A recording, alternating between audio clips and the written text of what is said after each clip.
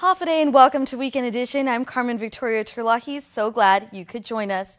It's now in the hands of their Legislative Oversight Chair. The Guam Peace Officer Standards and Training Commission submitted the proposed physical fitness standards to Senator Talina Nelson.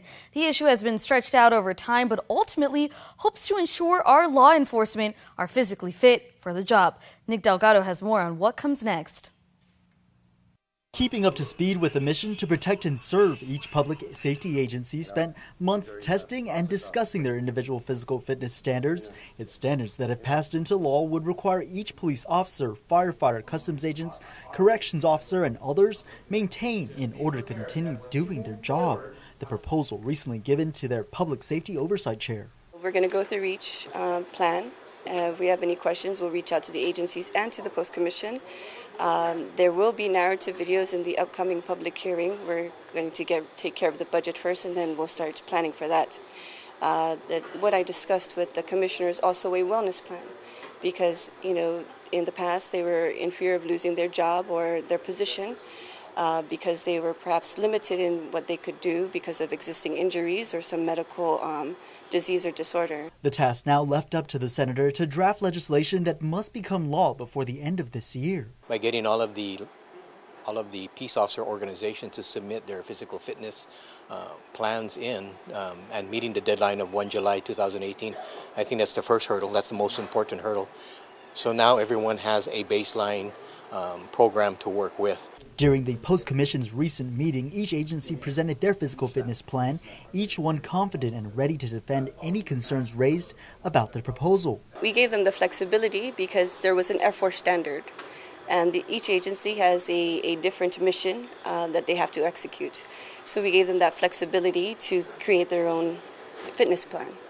And I don't think that would be an issue.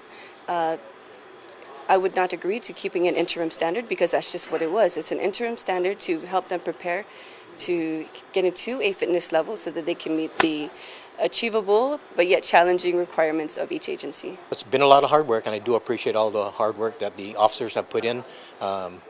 Initially, I felt there was some resistance to this, but I think as time went on, I think more and more people understand. The senator has given them the flexibility to kind of fine-tune it to fit more of what the agency needs are. Reporting for Guam's News Network, Guahusi Nick Delgado. Updating the master plan, Guam Waterworks Authority General Manager met with members of the Guam Hotel and Restaurant Association to discuss some major projects in the works. Here's more. To keep Guam's water clean, Miguel Bordalio, General Manager of Guam Waterworks Authority, says he wants to update GWA's master plan, first published in 2006. So why do we want to update our master plan? As I mentioned, the last one we did was in 2006. Since then, our infrastructure has aged about 10 or 12 years. Aging water pipes, but a growing population of military and strict federal environmental regulations is why Bordalio says infrastructure for water treatment needs an update. You can see the large area at the top in orange is the military development.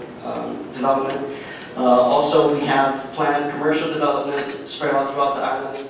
On the southern part, you can see a resort in Agate and also some development at Woodward Hills Country Club. Bordalio adds that in the past decade, there's been a number of success stories, including better customer service and new technology to target water leaks at their source. A total of $300 million has gone into tightening infrastructure, though with the new revision, more can be done to address concerns in villages susceptible to flooding. Tumon and Tamooning rehabilitation of some of our sewer lines. These are hot spots where we've had perennial problems, either because of a sag in the line or because of grease from restaurants or other food service establishments.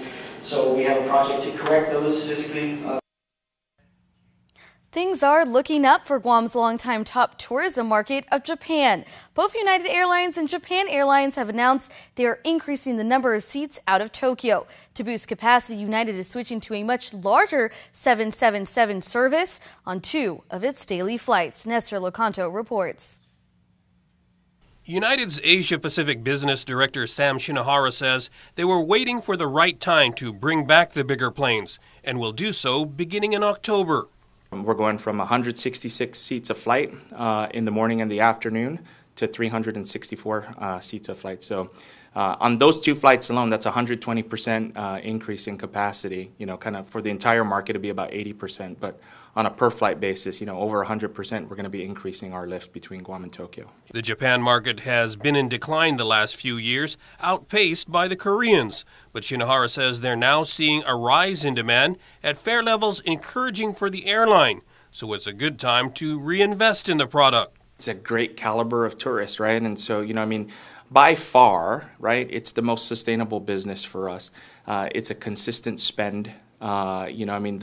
The value of the Japanese visitor is significant to Guam, and so many other industries, rely on that source for revenue. And quite frankly, we can't afford to not continue to invest in the market. And when markets are challenged, quite frankly, it's more important for us to sustain our investment in the markets that are challenged, especially a market that's been so good for Guam and it's been so great for us. The wide-body 777 service will continue through March of next year. For Guam's News Network, I'm Nestor Lecanto. A traditional journey to a sacred island, U Litau returns from a voyage to Pagan. Salome Vuki has a story. All hands on deck. Originally from Germany, Burghard Pesky built a traditional outrigger canoe, recently asking seafarer and founder of U Litau, Ron Akfaji, to join him on the 640-mile journey from Guam to Pagan, an island many Chamorros hold sacred. It was a blessing that he asked for me to be a part of that documentary, and that I've never sailed that far. But because I believed in him, and there's a lot of good things that he has done for the people that he has done documentary for. I believe in him because he's doing documentary for us. The island of Pagan was home to 85 people in the 1980s before volcanic eruptions forced a mass evacuation. While enjoying the experience of sailing at night, Akfaji's journey did not come without its challenges. When we have greater wind, we travel faster. When we have little wind, we travel very, very slow. I mean slow, to a point you want to pull your hair out of your head because can you go any faster? Even my duck will probably go as quick as the canoe. Akfaji hopes this journey guides the younger generation to take interest in learning about traditional navigation of the seas. I'm hoping that the younger ones would take a little bit of time to stay away from the little gadget they have and open their eyes and see what's really out there because it's beautiful. Back on Guam, Akfaji wants to protect the pristine island of Pagan so younger generations will be able to see it for themselves. The race is on now that this past week was the cutoff for anyone else to file for candidacy. So in this week's Decision Watch, we get the pulse of the community to find out what they think about for this election season so far. Here's more.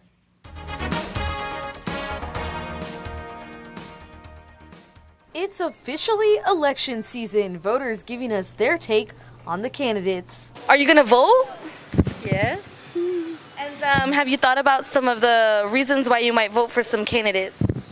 I haven't really reviewed about what the candidates have to say. I'm not really much into it, honestly, and I'm just being honest. Are you old enough to vote? Yeah, I'm actually a registered voter, but I don't think I'm going to vote. Well, some younger voters are hesitant to head to the polls. Others are gearing up to mark their ballots. In total, there's over 50 candidates running for public office. I think they're doing good because I can see them visibly reaching to people, and they're walking and having some exposure to some people. I'm going to be more interested in the healthcare, I say, and more it's going to be, so what are their platforms and if the availability of the healthcare. While many voters said they're still on the fence, they share with KUAM the issues that matter to them. What do you think are some of the biggest issues facing Guam in this upcoming election? Oh, jeez. Well, I'd say the budgeting issue and the issue about space and with the military coming up, the build-up. The influx of the military families that's here, there's going to be a lot of impact in terms of not only revenues, but in the effects of the community, the infrastructure, and all. Of course, every election is always about education, health. It's always been a running problem, and it's always been that way, and I don't really see much changes. There's a lot of new faces. Yeah. So are you excited for that? Yes, I am, and particularly also for the senatorial, because I've seen a lot of new blood that's coming in, and I like that, and it's good. It's good for competition, and it's good for new ideas that are coming in.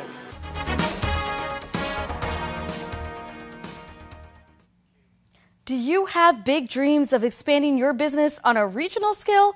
Well, there's help for local companies interested in opportunities in the Asia-Pacific and Southeast Asian markets. Nestor Lecanto reports on a recent workshop by representatives from the U.S. Commercial Service and the Asian Development Bank.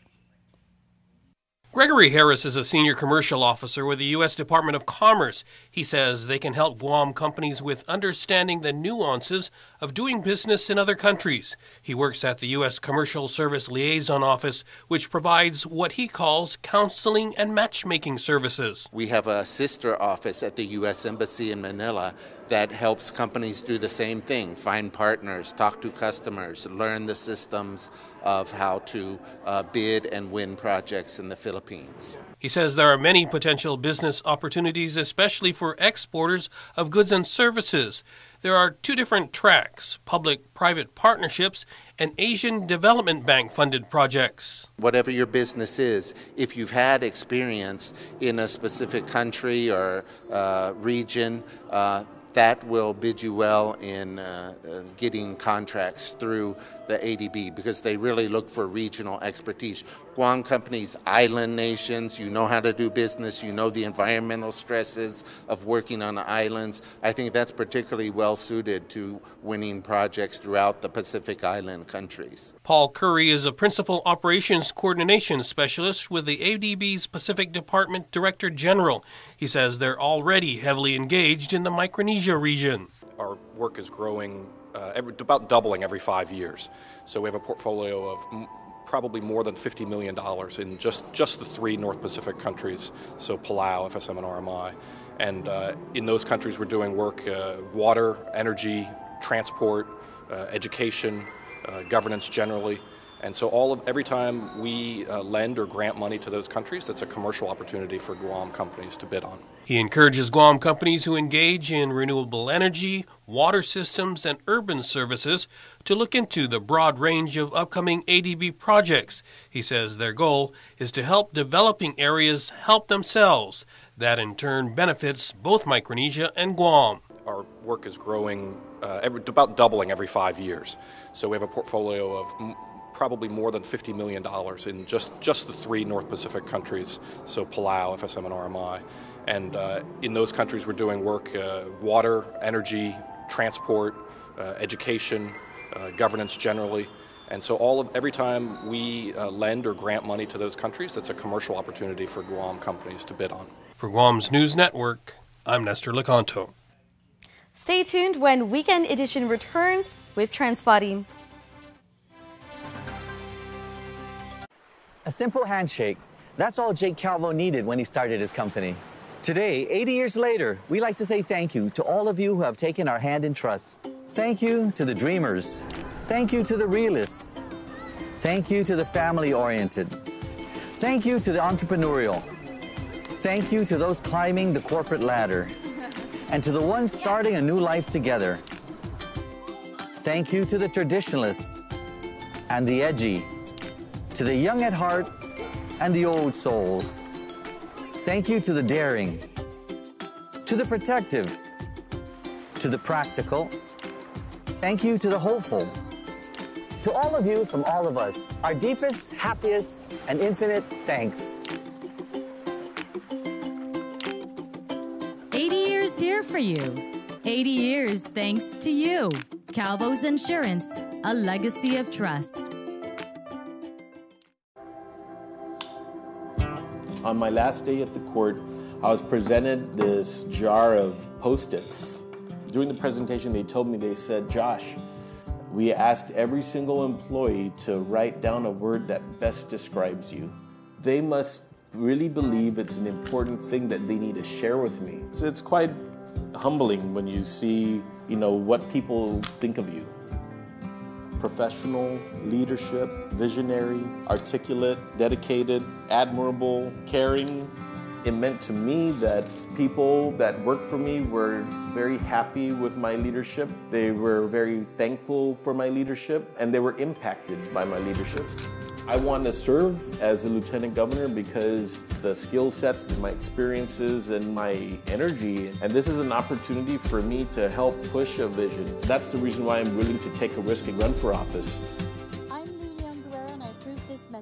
In this divided world, there are still things that unite us. Great music, thrilling games, and the love for that perfect burger. Ruby Tuesday Guam, for the love of burgers menu. For a limited time, get an amazing burger for just $11.99. Lunchtime at Ruby Tuesday Guam. There are more ways to experience Guam via KUAM News, giving you what you want, when you want, and how you want it. From smart devices, Alexa, what's in the news? Here's your flash briefing. Over the web, on mobile, on streaming platforms, with immersive, interactive formats, and via social media where it's more than just content, it's conversation. More ways to keep you informed and entertained whenever you want it, wherever you are, on whatever device you're using. Welcome back. Now to check in with Asha Robles with this week's Trend Spotting. Hey everyone, I'm Asha Robles, and here's what happened this week on Trend Spotting.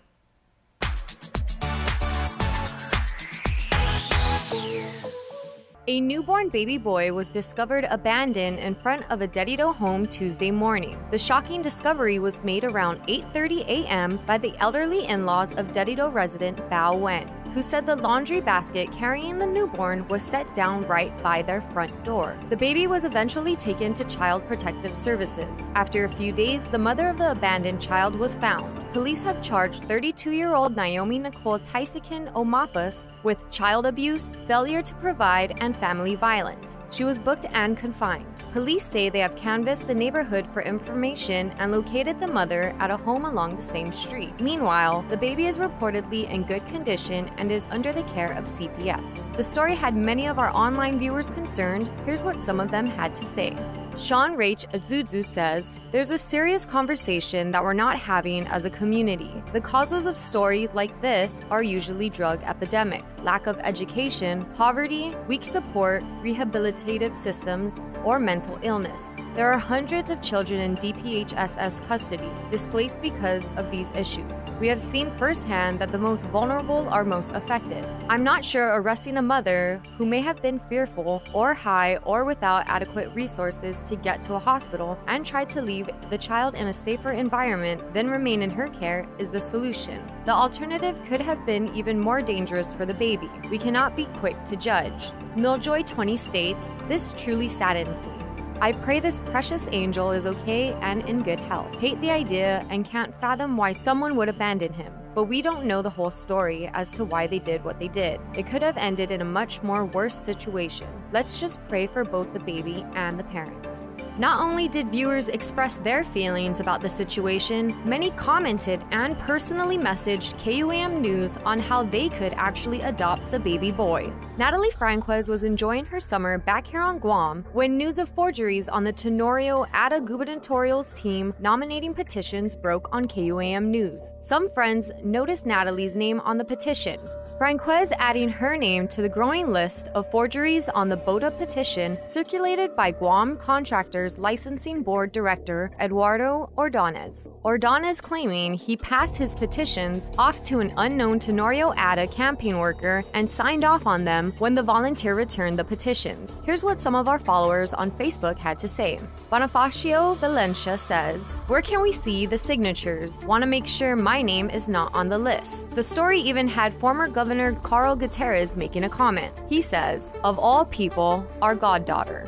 Now that the candidates have filed, we've kicked off KUAM's coverage of Decision 2018. At 6:30 p.m. every Monday and Wednesday, we will launch D18 tonight on KUAM TV8, followed by our digital exclusive show on Facebook Live, The After Party. Both shows will air throughout the election season and are also interactive, meaning when they're streaming on Facebook, you're encouraged to provide your comments and questions, and we'll ask them.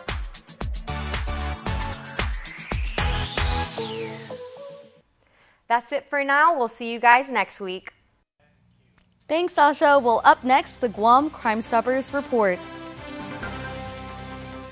It's a celebration at Cars Plus and Mighty. And during our Jeep Celebration event, you'll save thousands on every new Jeep in stock, like a new 2018 Compass. Save up to $3,750. Or save up to $4,000 on a new 2018 Cherokee. How about a new Renegade? Save up to $6,000. Plus, buy today and receive a Cars Plus value card, where you get 21 cents off per gallon at all Shell stations. Hurry in for our Jeep Celebration event, going on now at Cars Plus and Mighty. Cars Plus, driven by you. We're celebrating our 135th anniversary today, both in the outlying regions on which we hub and also here in Guam itself. It means so much to our team here in Guam. It means a lot to us in the Matson management team, because what it says is we're here to stay. It's a real physical manifestation of our commitment to this region. It's so important that we hire locally, we develop talent locally, we train locally. What's been a wonderful addition to our approach there is that many of the people who started off in Guam have gone off into significant leadership roles elsewhere in the company. This is our headquarters here in Guam in Micronesia. And when we talk about putting down our roots, it's not just doing business, it's about everything we do with our friends, our customers, and our employees. I believe that nobody can replicate what we do, and that's why we have such a great team and such a great service and why we're successful. This is our home, this is our life, and we're happy to make a difference in everyone else's life.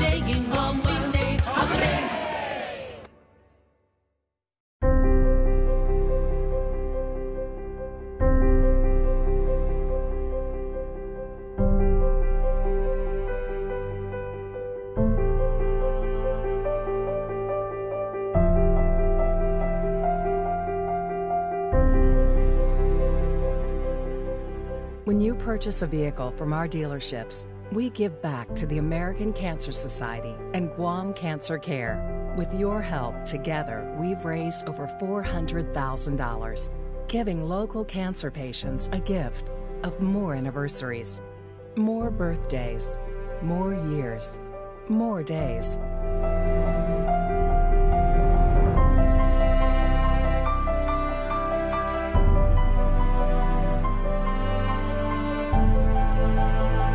Together, we're giving them the gift of time. Triple J, customers first.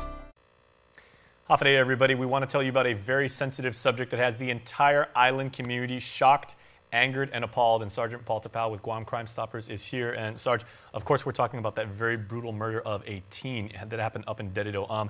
Obviously, it's an ongoing criminal investigation. We respect the fact that you can't say much, but we want to know, what can we do as a community to help? You always say any information is good, but when it comes to a case as sensitive as this, and especially when it deals with a crime as heinous as murder, what can we do?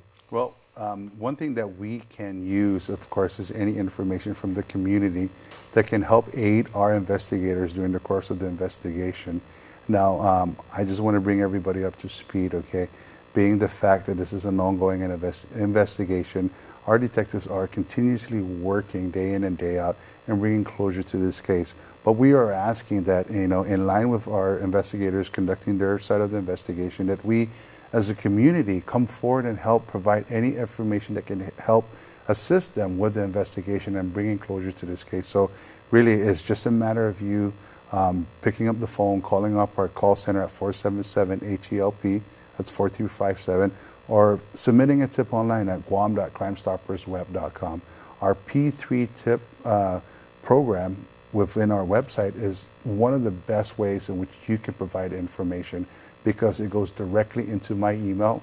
I'm the only one that can view it. I'm the only one that screens it. I filter it, and that information that's provided, it's sent directly to our investigators. And the beautiful thing about it, in the event there's questions that our investigators may have, I can correspond with the person that's submitting the tip. Again, confidentiality is protected. Your information or your IP address is encrypted. So we're not going to be able to trace that, and we're not going to be able to come back to have you testify. All we want is that information. And if we need questions about furthering this, the information, I can easily ask, and it'll come back into you, and you can actually respond back. So pick up the phone, help us bring closure to this case, 477-HELP, or submit a tip online at guam.crimestoppersweb.com. And you say all the time that no information is too irrelevant. Some people think I might know something, but it might be trivial or silly or something like that. And maybe most importantly, because tragically the victim of this case was a teenage girl. If there's any of her peers, there's also no requirement for age if anybody wants to pass any information, right? You don't have to have your parents' permission to do that, Absolutely, and I go out to the schools, I go out to the high schools, I go to the middle schools, the elementary schools, and I teach the students on how to report crime, how to remain anonymous, and how to be an active member within the community. You can do it in the comforts of your home by using your internet or whatever form of communication that you have that connects you to the World Wide Web, or by picking up the phone. Again, age does not restrict anybody from providing that information. Whether you're hearing something down the grapevine about this may have happened, this may lead to this, we want to know that. Our investigators want to know that. It helps build the case, it helps add to the case, and it may help bring closure to this case. And we do have more details about exactly what transpired, and here's what you can do to help.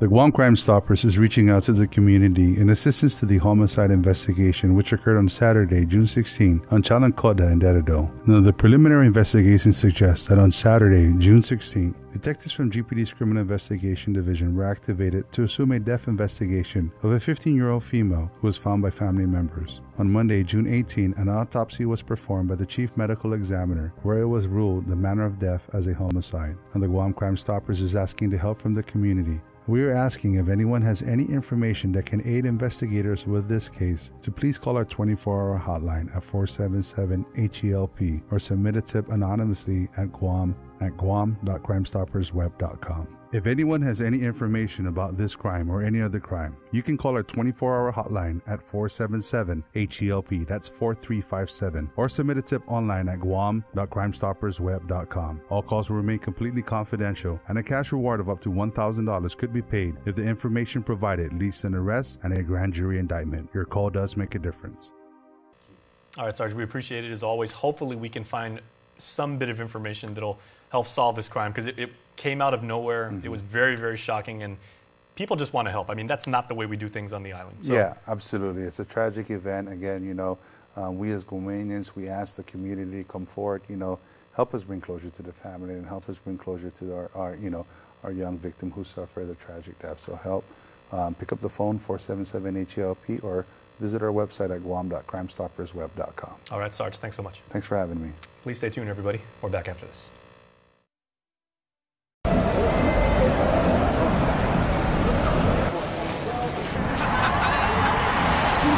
You guys can set it back there.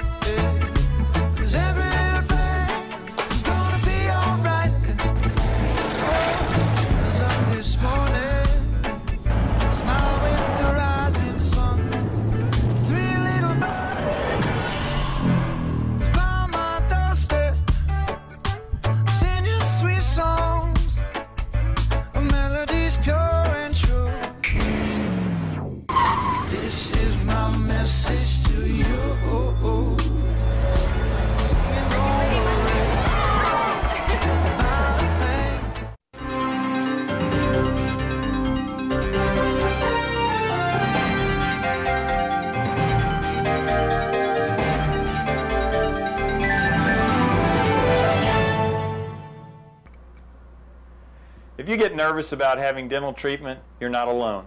An estimated 35 million adults experience anxiety or nervousness at the simple thought of visiting the dentist. As your dentist, I strive to make your visit as painless or pain-free as possible.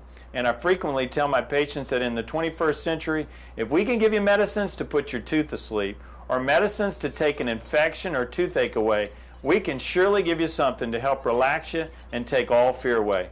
No one ought to sit in a dental chair thinking of bad childhood memories or fearing injections. If you're a dental coward, but you really do want your teeth fixed, don't wait until the pain is killing you. Come in, tell us your fears, and set up an appointment. We have convinced many that dental treatment doesn't need to be scary anymore. For your helpful dental minute, I'm Dr. Kenny Bourgeois of Paradise Smiles. You shall never know all the good a simple smile can do.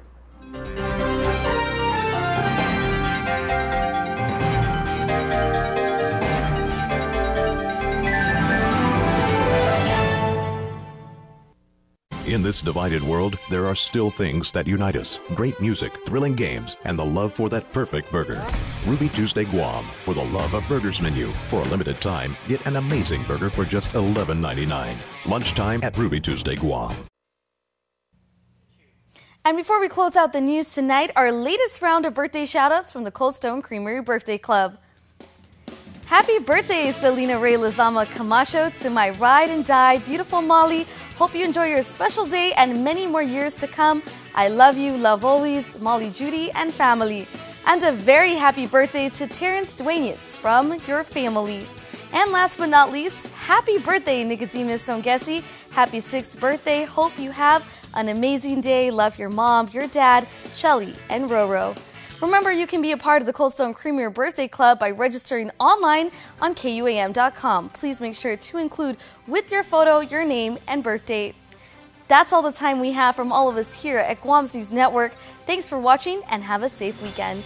Closed captioning is brought to you by IT&E.